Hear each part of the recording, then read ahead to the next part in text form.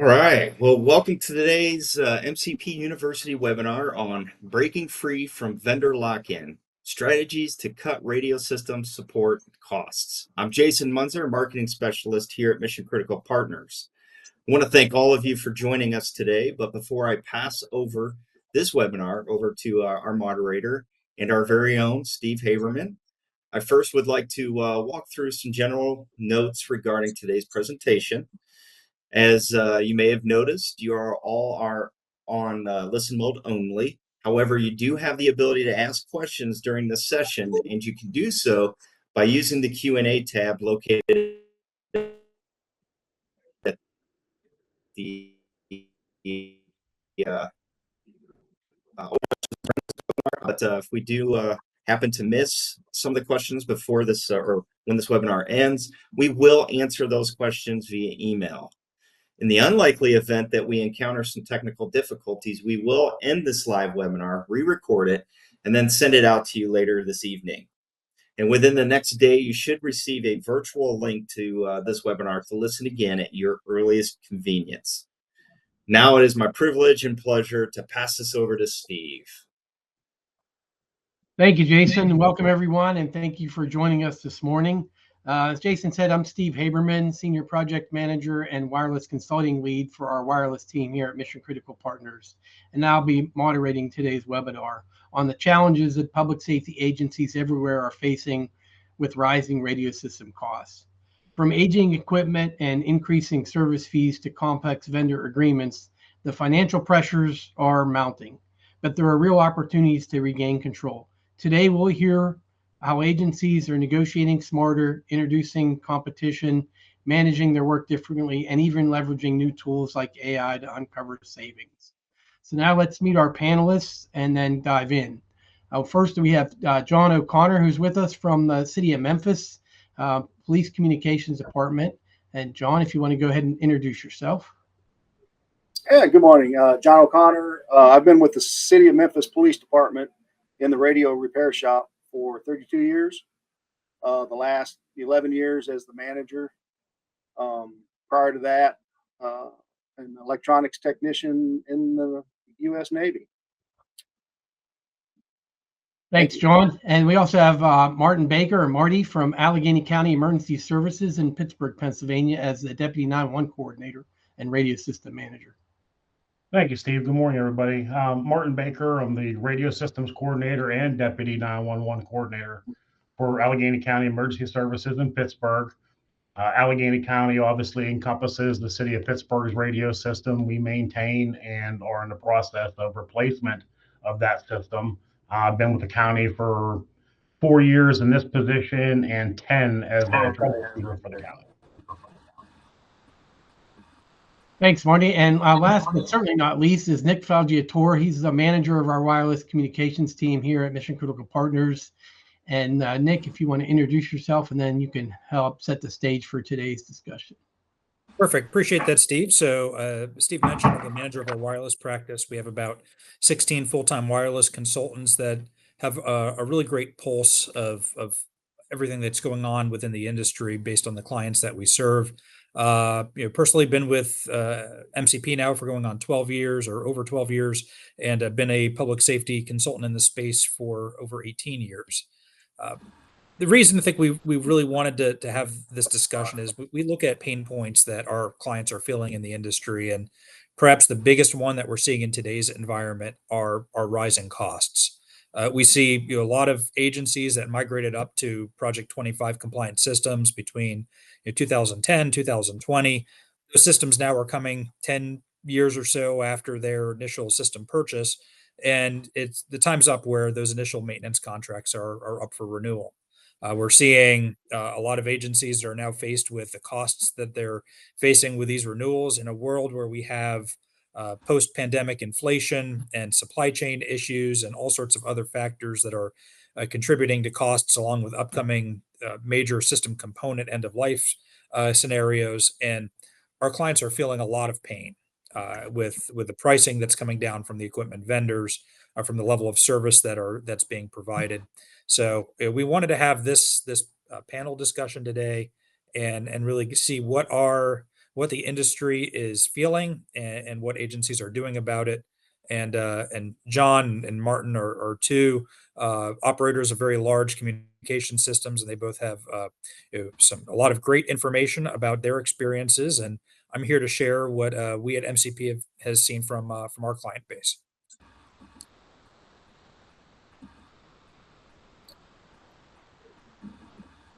Thank you, Nick. So we'll get to our first discussion topics. And Marty, from your perspective, what's driving the sharp rise in radio system costs from public safety agencies today? I know you're in the middle of a big implementation, and there's a lot that goes along with that. Yeah, we're in the middle of, with our vendor, a very large radio system. City of Pittsburgh will go first, and then Allegheny County will follow around it. A countywide P25 trunking simulcast system.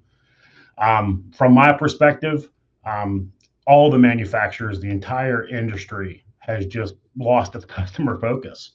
I mean, they are not listening to the customers. They're not doing what the customers need to be done.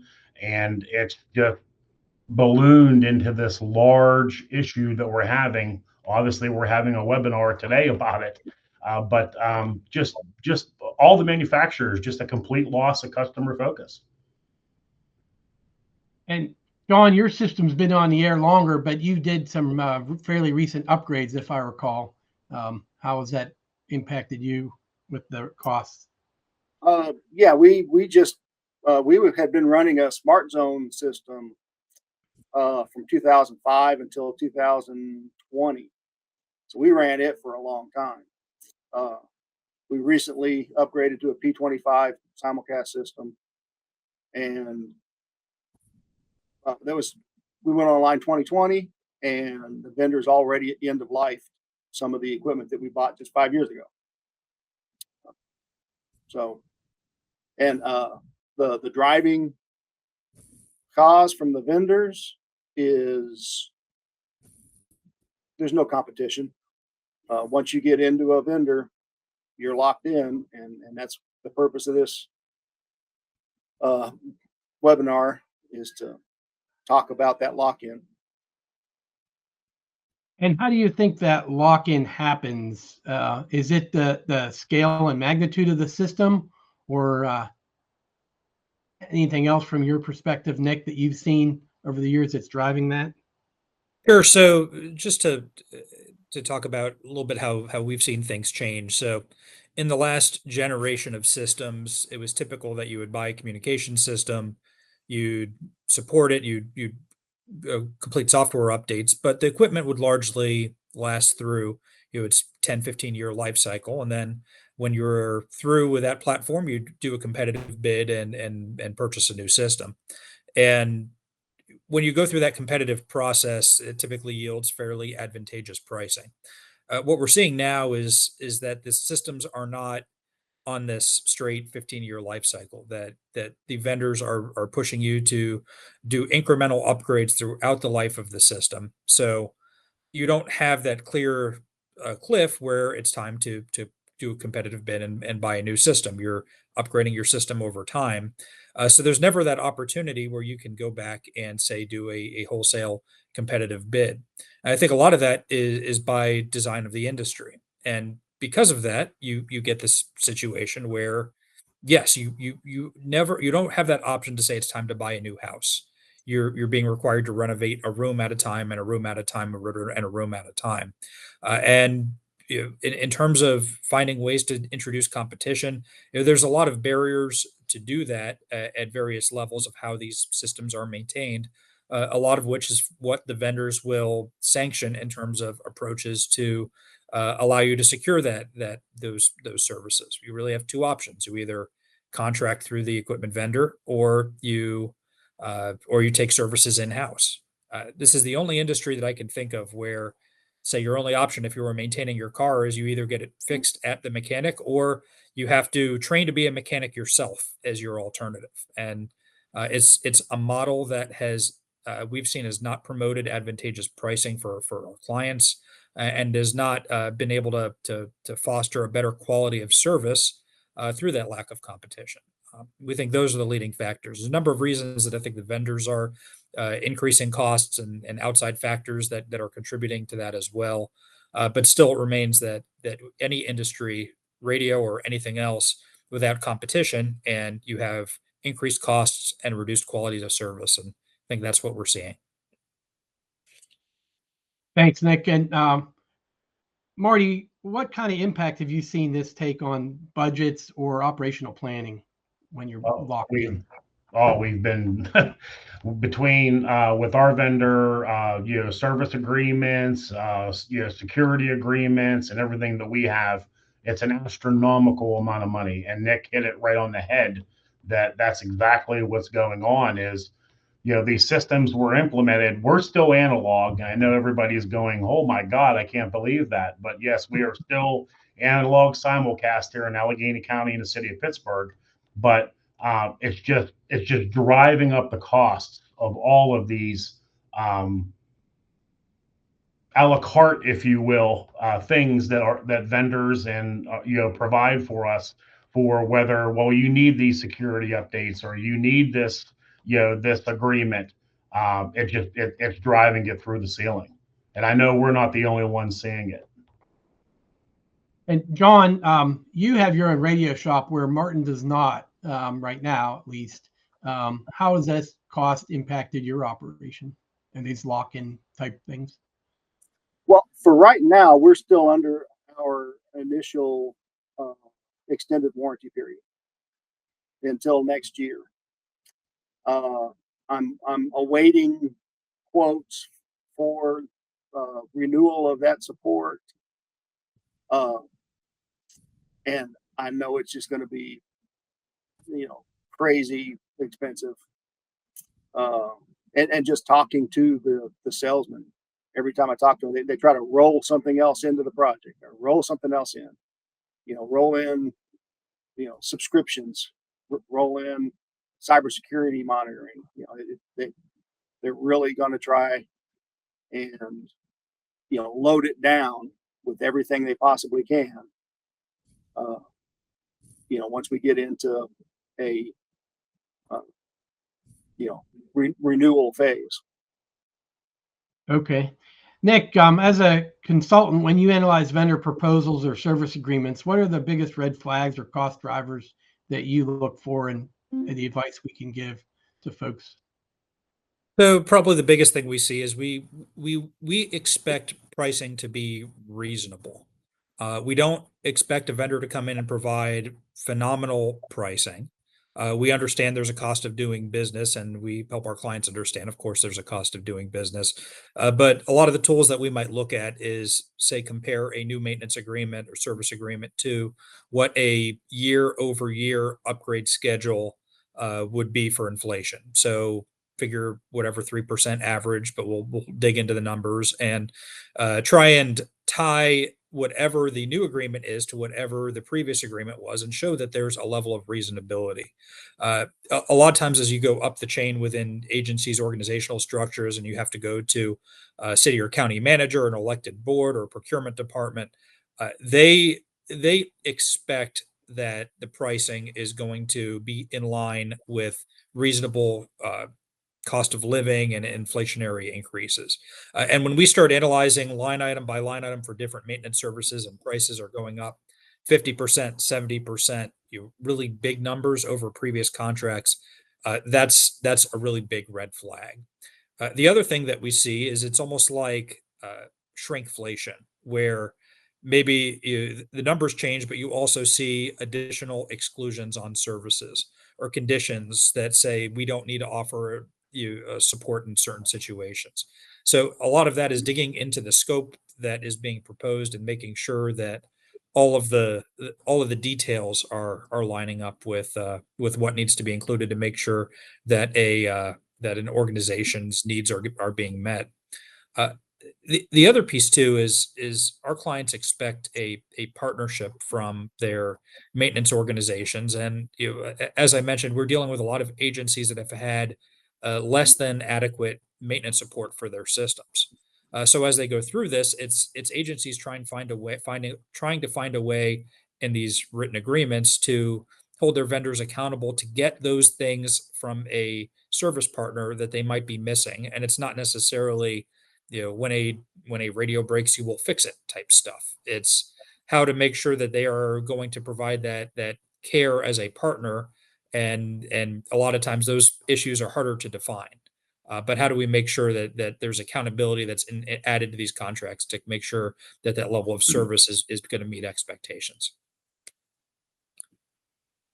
Thanks, Nick. Could one of you share an example of when benchmarking or doing a detailed proposal review has sort of resulted in some sort of cost savings, or how detailed you need to get when reviewing proposals from vendors? Who wants to take that? I think being detailed is very, very important, and I also think that having a technical background also assists you dramatically when you're dealing with vendors. When they know what a job costs and what a SUA costs, they tend to tone down the a la carte, as John clearly stated, of adding this on and adding that on. But from my perspective, our new system, our channel count was the big thing. We believed before our vendor was brought in that we had a proper channel count.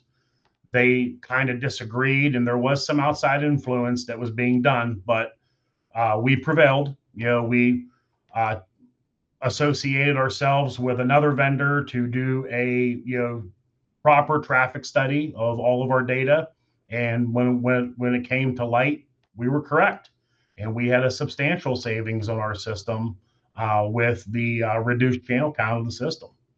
So being detailed is very, very important. Trust your gut. Don't back down so easily. As Nick knows me, he don't back down. Thanks, Marty. That's good. John, what strategies have you used in vendor negotiations to have a better outcome or save costs? Invite competition. The free market system works great if you have competition. You have to have free competition. So make sure all the vendors know that you're talking to all of them, and you actually have to be willing to go with another vendor if they've got the better product at the better price. And what kind of risks do you see in that as well, with either switching vendors midstream or introducing another vendor into the system? Well, locally, your users, your technicians, they don't like change any more than anybody else does, and they may, initially have the opinion that, oh, we're not getting the good stuff, whatever that good stuff might be. But if you've done your research and the product is better, they will see it, eventually also. Nick, from our perspective on the consulting side, what have you seen as the benefits of competition? Well, any opportunity to leverage competition is always what's going to drive the biggest cost savings in any negotiation. So completely agreed with everyone. I think our challenge has been on a few fronts. Within a radio system, the main area that we have to introduce competition is on subscriber units. And because P25 supports an open standard, a system can support radios from any manufacturer. So a lot of what we try and coach our clients on are trying, as they go through the evolution of their system, to understand when they might be adopting a feature that's going to preclude the ability to have their system work with other radios. So we educate them and let them know, if you go down this road, it might be a nice feature, it might be beneficial, but they need to have the knowledge that if they go down this road, it's going to mean that feature is not going to work with another vendor's product in the future, if that's something that they choose to do. But again, if you do have the opportunity to have your system in an open environment, you can leverage that, and absolutely that results in savings for your radios themselves. At the system level, it's the core radio infrastructure is a challenge to introduce competition. We've work through a lot of our clients if they are adding, say, a tower site or some piece of infrastructure, generators, backup power systems, where there are opportunities to say do that work without the equipment vendor. Your main vendor's more than happy to offer and integrate those services and that equipment for you, but the cost savings are absolutely in your favor if you go out and hire a vendor separately, go through a competitive bid, and say work with a tower vendor or general contractor to construct a site, and have your radio vendor come in after everything is done and integrate the equipment at the end of the project. So we're working with tons of clients on efforts like that to help them find ways to find those components that can be separated out and work through them separately. Yeah, you actually hit, and that was going to be one of my next discussion topics. So, Dawn or Marty, have you taken that approach instead of having the one vendor do everything? Have you separated out either your components of either the civil construction or, for example, the backhaul implementation? We absolutely have here in Allegheny County. We love dealing with our local shop, Bearcom. I have 3 technicians assigned to me. They answer to me alone, and we've given them the path, if you will, that this is how the county wants things done. They've accepted that path. They see that path works. Our ticket count in the system that we used to have 20, 30 tickets sitting in the system. Now that they're doing things our way, we may have 6, we may have 7. We catch a ton of things prior to it becoming a major problem. And it's great. I mean, we source out our tower climbers. We've got a great partner with another vendor that does all of our tower climbing. We source out all of our air conditioning. This definitely isn't a one-stop shop, but it's definitely a lot cheaper from our perspective and the past, we'll say 5 years of being able to farm out that equipment to different vendors. And Nick and John and yourself said it best: competition breeds better pricing. There's no question about that whatsoever. John, is there anything that you've done to separate out the components like in that approach? Yeah, we've always been like that. Either our local public works department will take charge of like air conditioning, generators, stuff like that. Sometimes, because when you're buying a big system, it's not a one person type job, it's a committee. And a lot of times the people on the committee, like I've heard before, they want one throat to choke. So they just want one vendor that if something's not right, they go to that contact at that vendor. And of course, the vendor sees that as an opportunity to mark the price up.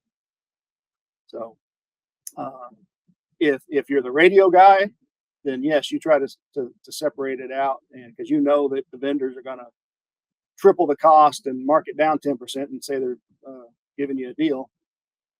But the other people that aren't radio people, they just want one contact for any problem that may come up. Sure. And one of the other areas that is a potential for cost savings is to bring the maintenance and operation of the system in-house that I mentioned earlier. Do you see that as an area where you save costs since you have your own radio staff? I know you obviously have some dependents outside, but yeah, absolutely. It's harder and harder to find technicians. Everybody knows that. The schools don't teach electronic technology anymore, and even when they do, keeping a technician fully up to date on all the new P25 equipment, the servers and the routers and the firewalls, is expensive. So yeah, for sure.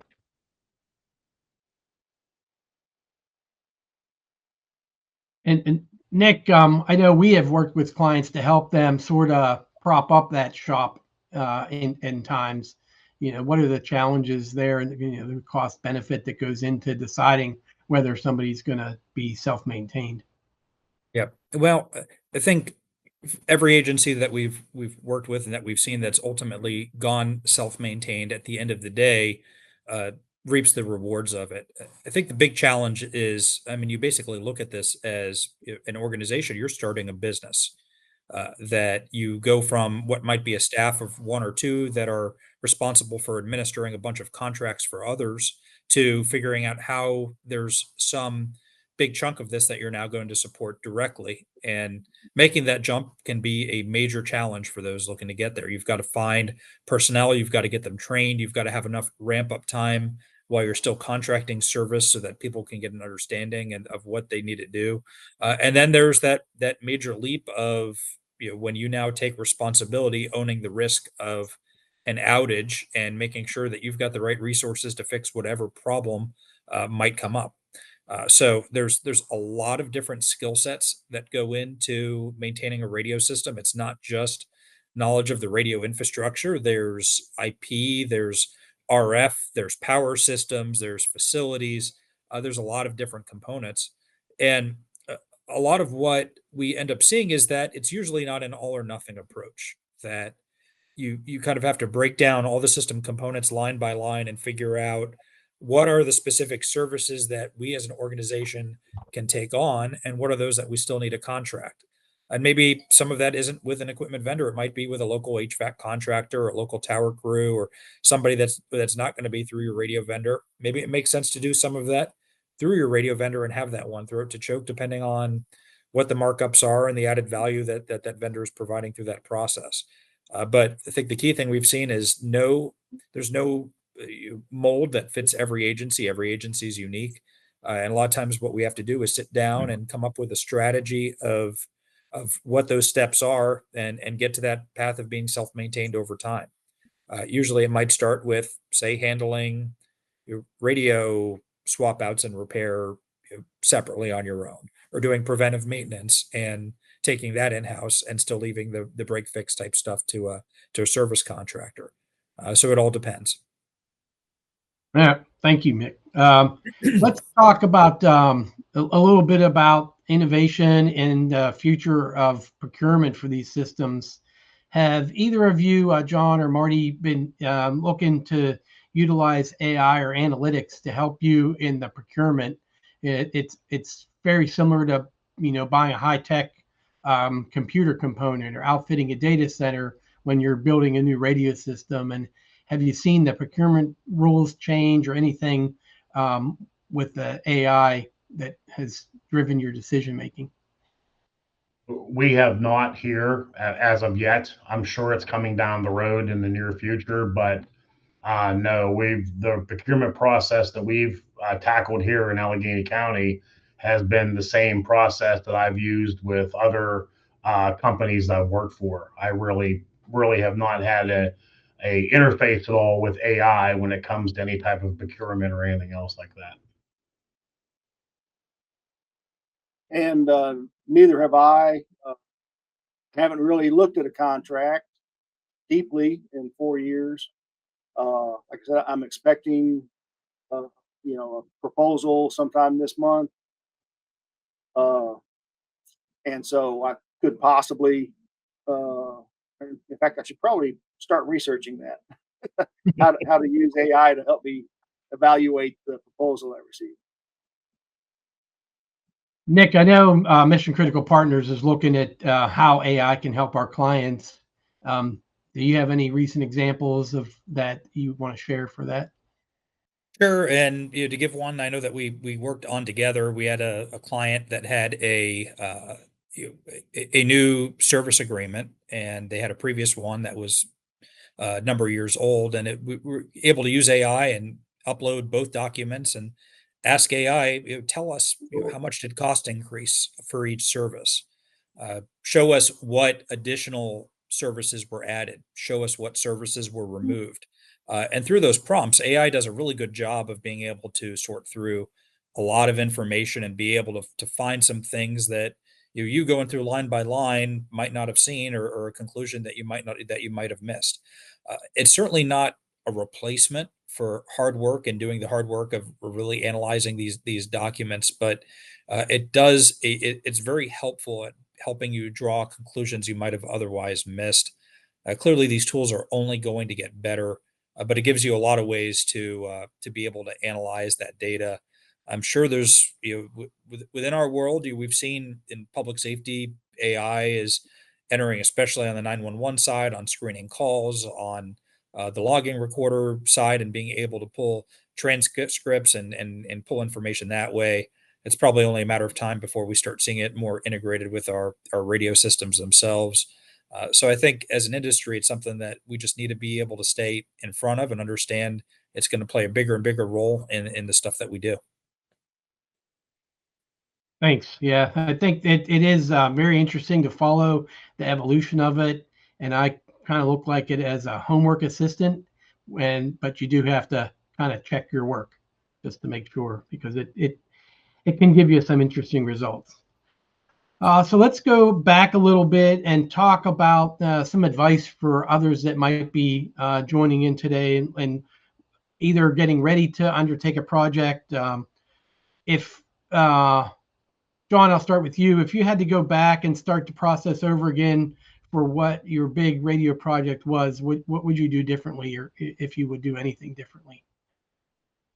Well, we use mission critical partners, so we did everything correctly.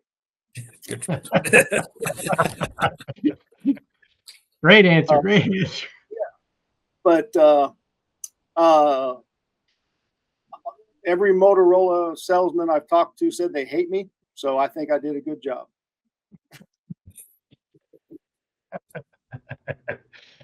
Hey, Nick, there's a club of two now.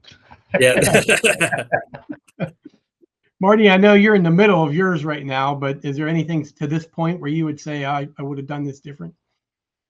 I think I would have done a little more homework when it came to the infrastructure equipment with our vendor. We're in a process right now of, we went to our council, we went to our county executive, and we proposed this system as a 15-year system, if not more. And Nick touched on it also, that, the days of a 15, 20-year-old radio system seems to be a bygone era. When we signed our documents with our vendor and signed the contract, we found out 2 months later that the RF equipment at the sites was only going to be supported for 6 years. Well, I can't purchase a system for 15 years and only have support on it for 6 years. So that gets back to, and I know I've said it 100 times, and you guys have heard me say it, trust your gut, trust your feelings, do your homework, and be a pain. Don't let these vendors get off with, sliding one by you, if you will. I definitely would have done a little more homework before we signed the contract and moved on with our project. The project's moving along extremely well, Steve. I got a great team. We too now use mission critical partners. They've been a great ally of ours. They've been a great voice for me, that I'm not the only one barking to the vendor. They also see what I see and echo those concerns also. So if you're not technically inclined, you're not that RF guy from the 80s or 90s, get somebody to help you. Hire a company, hire mission critical partners, hire a consultant to help you out and get you on the right path. That's what I would say to that. Yep. And so looking back at our project, there was one area that I wish that I had done better. And Martin mentioned the channel count, and all the vendors that made proposals for our system said we had too many channels. If you go to TDMA, you're going to double your channel count or your voice path count, and we didn't need the channel count that we were asking for. The problem was the committee on our side, there was too many politics between cities and counties and fire departments and sheriffs and police departments, and everybody wanted their own little playground. and we ended up with too high of a channel count. And I think I could have been more, more vocal in trying to change our channel count down to what the vendors suggested we needed. So John, the system that we proposed here for the city of Pittsburgh and Allegheny, I did 10 to 12 years ago for my predecessor, who recently retired, and I assumed the position. And we did that channel count way back then. The first meeting that we had with our vendor, I said, how close were we? And how close were we? And he said, yeah, site count, we're a one off. Channel count, you're dead on.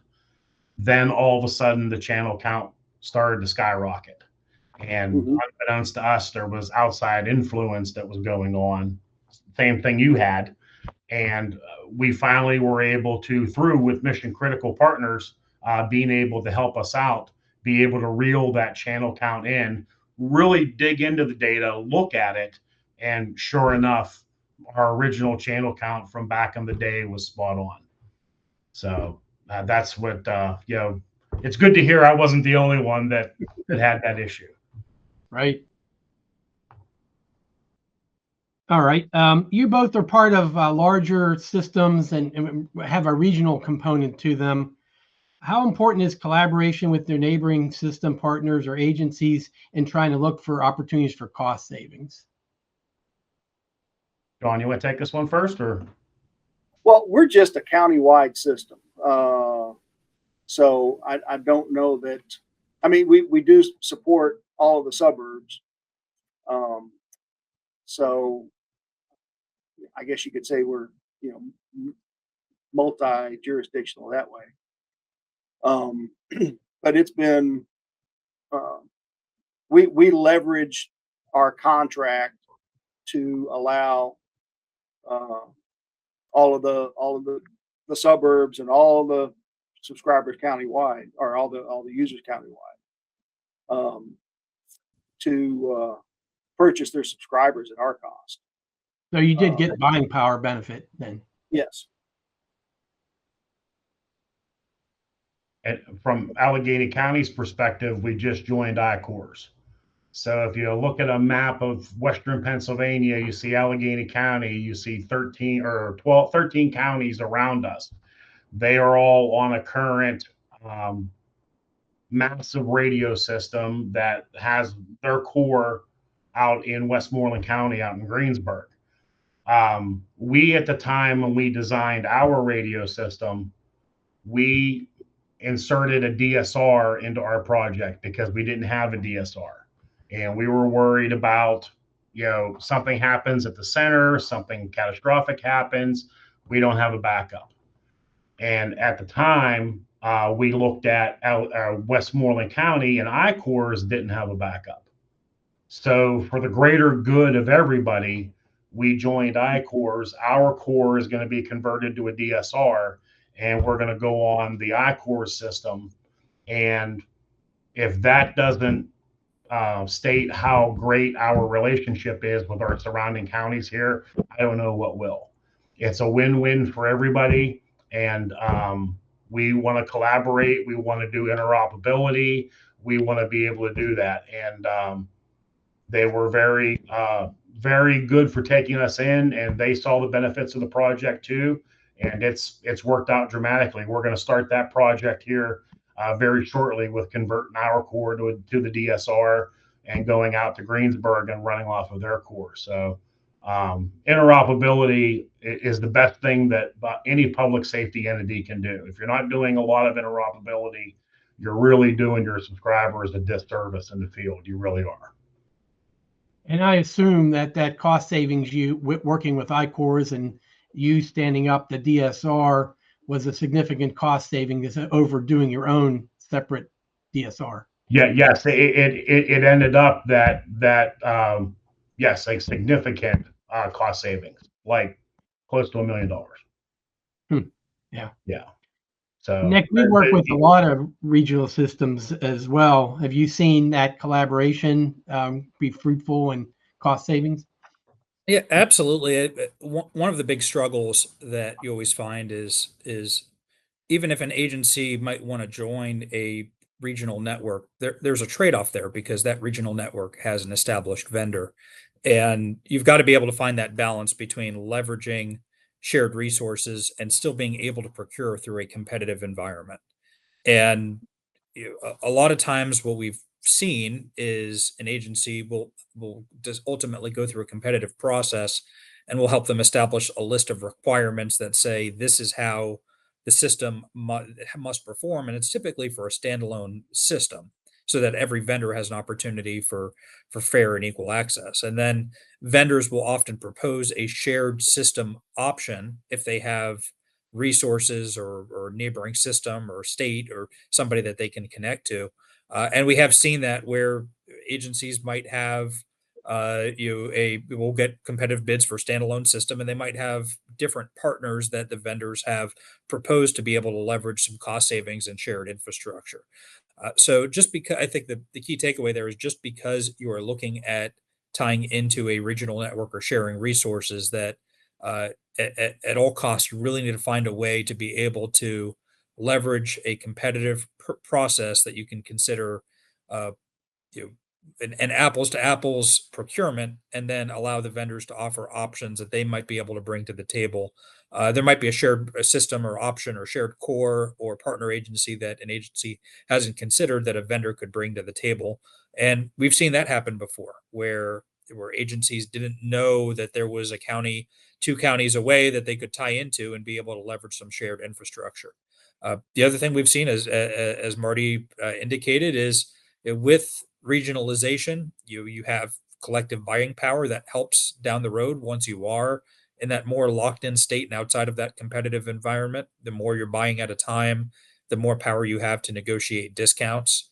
That's extremely helpful. And then, of course, the interoperability might be the main reason you want to go down that road. Uh, is just tremendous if you're operating on a shared network with other interoperability partners. The technology makes it happen. At that point, it's a matter of figuring out what talk groups you're going to use, but at least you have connected coverage and roaming between your sites and the ability to have the system work for you. You just have to figure out what channels you're going to share to be able to communicate effectively. And Nick, from the technical perspective of that, we have three different vendors that maintain iCores. So the radio technical committee for iCores developed a scope of work or SOP that this is how you're going to do business at an iCore site. If you're vendor A, vendor B, vendor C, it doesn't matter. This is the process and this is how we do things. And to have that locked in is most important, so you don't have companies or vendors out there running rogue and doing things that the way they shouldn't be, like change orders on big replacements or anything else. We laid all that groundwork all out before we signed the agreement with iCores, and that is very important of how your vendor does, how they do business for you is very, very important. Thanks, Marty. You both are owners or operators of larger systems, but what advice would you give to a smaller agency with fewer resources or one that may not have the same kind of leverage and negotiating power with vendors that you might? You don't need the gold-plated system. There are smaller vendors that provide perfectly, satisfactory P25 level service. And we were in the midst of doing our big, huge system, and the airport went out and contracted their own system, and it was, a state of the art, from one of the big two vendors, and they didn't need to spend any of that money.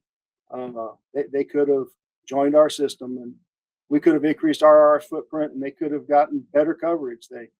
But again, politics. Yeah, John, we stayed out in front of it. We did town hall meetings. We went to Greater Pittsburgh International Airport, Allegheny County Airport. We went to the jail, Allegheny County. We went to everybody and said, hey, we have a core. We can provide radio coverage for you, especially from the public safety perspective. Airport fire, airport police, all of that. We're providing all of that on our new system. But we definitely, in hindsight to your story, we definitely got out in front of it and went and visited people and said, hey, this is what we're doing. Do you want to be a part of it? And it's been an overwhelming yes from everybody. From the little system comment that was made or sentence that was given to us from Steve is, you're never little. If you're in public safety, you're just important as I am. You're just important as the big systems are, as John is. But again, you don't need the gold plate. I mean, if you have people that you trust on your team to be able to design it, whether it's Motorola, Kenwood, Tate, or whatever else, trust your gut, go with it and do it. But you're just as important as these big systems. Don't ever forget that. Thanks, guys. Nick, you've worked with various size agencies across the board as well. Do you have any other advice that besides what John and Marty mentioned?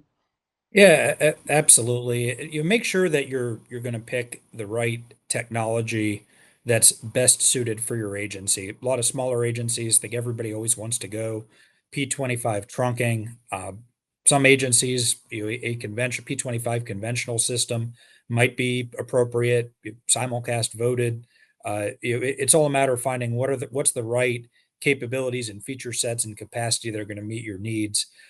There's also a lot of other options out there, joining into statewide systems and leveraging existing resources, joining neighboring counties and going in on a shared system. Uh, Another big one that we often see is, it's always assumed that an agency needs to build a system that's going to provide, say, 95% outdoor or in-building portable coverage. And a lot of times what we find is, that's fairly arbitrary. Public safety needs the coverage in the areas that they need it. And a lot of times we'll go through kind of a value engineering exercise and looking at radio sites and figuring out, where are the roadways, where are the places that first responders need to go? Is there an alternate solution that might work in certain areas?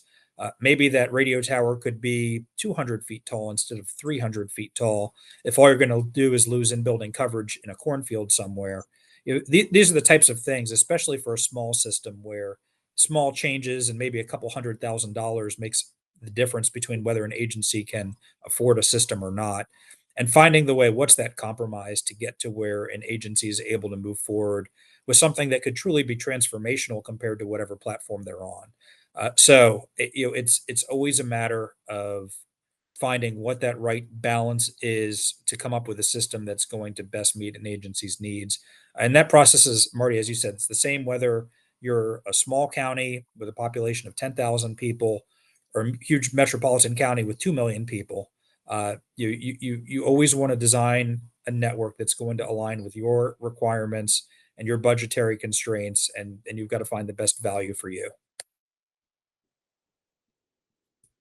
Thanks, Nick. I do want to leave some time for questions, so I'll go and ask a final question that you guys ponder. What one piece of advice for agencies that are just starting out on a system project or looking at ways to reduce cost? Marty, I'll start with you. I think we touched on it already. I think Nick really put it in perspective. Know what you want. Know where you need the coverage at. Trust the channel count. Trust your data. And if you're not sure, bring people in and have them be your second and third set of eyes. My early relationships with mission critical partners wasn't good because my command staff brought in mission critical to double check my work, and I, as an RF guy, took offense to that. But now looking at the big picture, it was my command staff protecting myself, protecting the command staff also, and all mission critical did was come in and said, yep, yep, this is good. This is very good. And again, they've been a very loyal partner. But if you can't get with Mission Critical, get with somebody that knows what you want and how you want it, and just be your second and third set of eyes. Does that make sense? Yeah, that's great. Thank you, John. Talk to your customers to find out what they need. We did a needs assessment, talked to the customers and found out, what they need. We were looking to the future. So to integrate, radio over cellular type technologies, after we bought a bunch of subscribers for one of our public works bureaus, they said, "Oh, we don't want any radios anymore. We've gone to all tablets." And so I had 300 radios that I had bought, and luckily I could reuse them because they were the same model. I could reuse them in another agency, but it would have been nice to know that on the front end, so I didn't have to buy those 300 extra radios. Yeah, for sure. How about you, Nick? Any closing thoughts? Sure. I mean, I think the message is different whether you're looking at a new system or whether you're 10 years or 5 years into the life cycle of one. I think the answer, of course, is always understand. It goes back to understanding your requirements. Number one, that your requirements need to dictate what you're getting and the service you're getting and what your needs are. And as you go through and implement based on your aligning your system design with what your user requirements are and what your specific agency needs are, never lose sight of that. As you maintain your system, you've got to always keep a pulse on what those needs are. Are they being met? Are they not being met? uh, are you paying a reasonable price for what you're getting? And never be afraid to challenge the status quo if you ever find yourself in a situation where you're not in alignment. There's only, if you don't take that action, then your environment certainly isn't going to change. And if you feel that if your agency can't afford a certain solution or to go down the road that you're going down, well, that force for change might not be coming from you as a manager of a system. It might be coming from your elected board or your city or county manager. It might be coming down from the top. In which case, you're suddenly going to be forced into a solution that you may not be too pleased with. So I think that's the goal: is always know what your needs are, what your constraints are, and you have to be willing to take some risks at times to be able to ensure that you're getting the level of service and the solutions that are most appropriate for you. So keep tabs of that. Always stay in touch with your community, with your users, and make sure you're always advocating for your system and your agency's needs as you work with your system vendors. Thanks, Nick. And we do have some time left now for some questions. Jason, I don't see any in the chat unless you have some that you're tracking.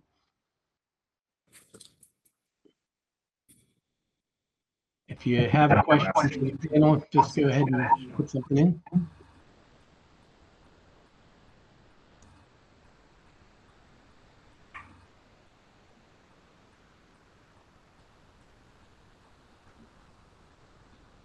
Not seeing any. This has been a very insightful conversation. I want to thank our panelists today for sharing their insights and all of you for joining us. We've discussed a lot, and there's a lot that agencies can do to take control of their costs, and being aware of vendor lock-in is a good first start. If there's anything else that we at Mission Critical Partners can do to help our agencies, please reach out. We want to thank everybody for spending time with us this morning. Hope you take some lessons back to your agencies that you can put into action and potentially save costs. Not seeing any questions, we can go and hear Jason. But until next time, everyone, stay safe and take care and have a great day. Thank you.